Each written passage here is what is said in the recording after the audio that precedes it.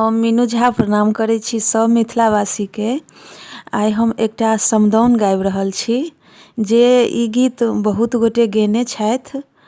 हम तऽ सोचिओ नहि सकै छी ओहन गबैके लेल, लेकिन ई गीत हमरा बड्ड नीक लगैए, तेँ ई गीत हम कोशिश करै छी गबैके। और उम्मीद अइ जे अहाँसब कनियो तऽ जरूर पसन्द करब। अगर नीक लागत तऽ अहाँसब अपने गीतके लाइक शेयर कऽ देबै। धन्यवाद। उतरहि राज सँ एलै एक सोनरा,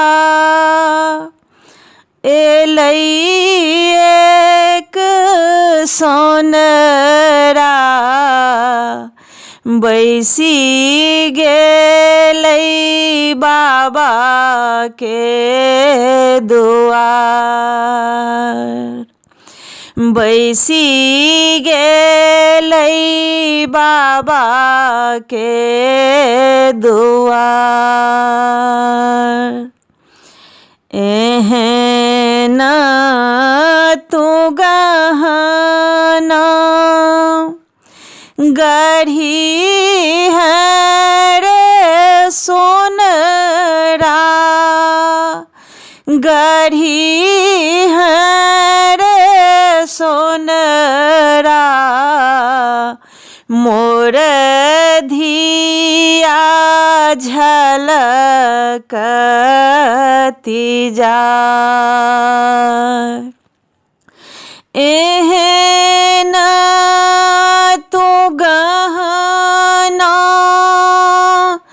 एहन तू गहना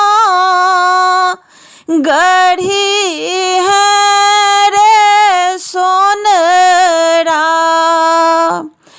गढ़ी है रे सोनरा, मोर धिया झलकती जाय। कनैते खिजाइते भेलै दुपहरिया, भेलै दुपहरिया, जुड़बा बन्हैते भेल साँझ। कनैते खिजाइते, कनैते खिजाइते भेलै दुपहरिया, भेलै दुपहरिया, जुड़बा बन्हैते भेल साँझ। कोहबर छूटल संग के सहेलिया, संग के सहेलिया, स्वामी लेलनि डोलिया चढ़ाय।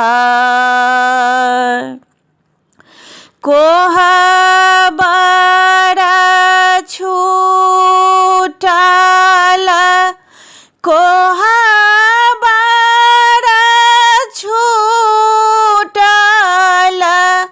सखी है सहेलिया, सखी है सहेलिया, स्वामी लेलनि डोलिया चढ़ाय। जूनी कानु जूनी खीजू अम्मा है मदोदारी अम्मा है मदोदारी इहो थी कनगर के रीत इहो थी कनगर के रीत।